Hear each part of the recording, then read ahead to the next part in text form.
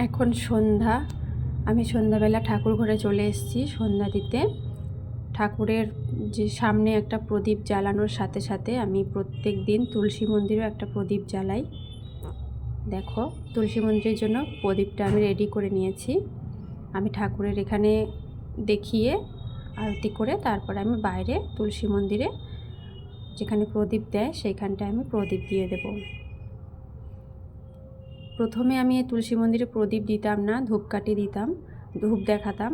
কিন্তু আমার মেয়ে একদিন বলল যে ওই প্রদীপ দেওয়ার জায়গাটা দেখিয়ে বলল যে ওই জায়গাটা কী জন্য আছে, তুমি ওখানে প্রদীপ কেন দাও না।